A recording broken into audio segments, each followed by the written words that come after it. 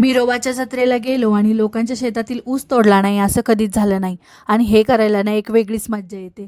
आजसुद्धा आम्ही असंच काहीतरी केलं होतं आणि नंतर पोहोचलो होतो बिरोबाच्या मंदिरामध्ये. आज फॅमिली आणि कझनसोबत आलेलो होतो.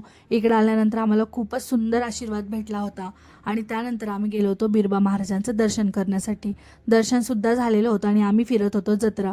पण खूप जास्त ऊन होतं त्यामुळे फिरूच वाटलं नाही आणि लगेच घरी निघालेलो होतो. घरी आल्यानंतर इकडे आलेला होता भविष्य सांगणारा. ज्याला स्वतःचंच भविष्य माहीत नाही तो आमचं भविष्य सांगत होता आणि आमचं फ्युचर काय हे आम्हाला समोर चांगलंच दिसत होतं. पण असो त्याचा खूप टाईमपास केला आणि त्यानंतर गेलेले होते सिस्टरला ड्रॉप करण्यासाठी रेल्वे स्टेशनला. तिकडनं आले आणि आवरून मंदिरामध्ये आलेले होते कारण आज होता गुरुवार म्हणजेच बाबांचा वार. आणि आज माझ्यासोबत माझ्या आत्यासुद्धा आलेल्या होत्या कारण त्यांना कदम सरांना भेटायचं होतं आणि त्यासुद्धा लेझिममध्ये होत्या. आणि ही आहे कदम सरांची गोंडसनाथ. ती आत्ता पिक्चरमध्ये आणि सिरियलमध्ये सुद्धा काम करते. खूप जास्त टॅलेंटेड आहे ती.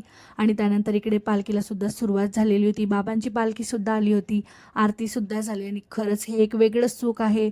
खूप जास्त प्रसन्न वाटत होतं. आणि त्यानंतर आरतीनंतर आम्ही गेलेलो होतो बिरोबाच्या जत्रेला कारण सकाळी फिरायला नाही भेटलं म्हणून जत्रा फिरायची होती आणि मग विराट आणि फ्रेंडसोबत आलेले होते मी. त्यानंतर गेलो घरी. सो असा होता माझा दिवस. Thank you for watching. भेटून नेक्स्ट व्हिडिओमध्ये. तोपर्यंत बाय बाय.